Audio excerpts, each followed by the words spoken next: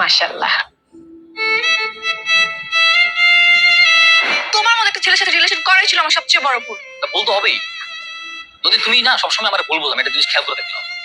আমি ভুল বুঝি না, তুমি আমাকে ভুল বোঝাও। আমি একটা জিনিস বুঝি না, প্রতিদিন তোমার নানান বিষয় নিয়ে ঝামেলা করতে হবে। তা আমি তোমার জন্য কি করি নাই বলো তো?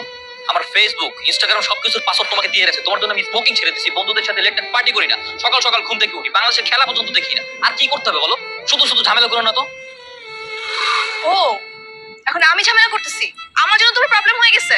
ঠিক আছে ফাইন, আমার মতো মেশিনে তোমার থাকতে হবে না, ব্রেকআপ। ও আচ্ছা, এটা বলার জন্য তো সবসময় তুমি রেডি থাকো তাই না? আচ্ছা, এরকম ছোট ছোট বিষয়কে কেন্দ্র করে তুমি রিলেশনশিপটাকে ব্রেকআপ পর্যন্ত নিয়ে যাও কেন বলো তো? আজকের এই ছোট বিষয়গুলো যে কালকে বড় হবে না তার কি গ্যারান্টি? যদি সবকিছু তোমার উপর নির্ভর করে, এই রিলেশনশিপটাকে তো তুমি লিড দিয়ে যাচ্ছ, সুতরাং তুমি থাকলে তো সবকিছু ঠিকঠাক থাকে। হ্যাঁ সেটাই, আমি লিড দিয়েছি বলে রিলেশন এত দূর আসছে। তোমার মতো একটা ছেলের সাথে অন্য কোনো মেয়ে হলে রিলেশন করতো না। তুমি একেবারে ভুল করবে, সবকিছু আমি সহ্য করে নিবো?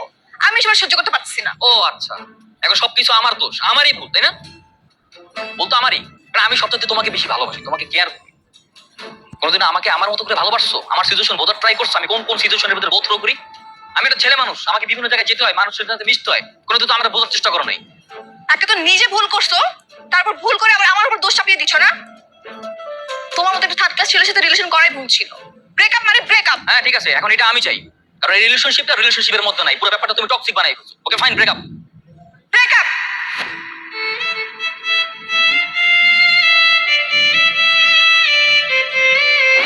যেহেতু ছেলে মেয়ে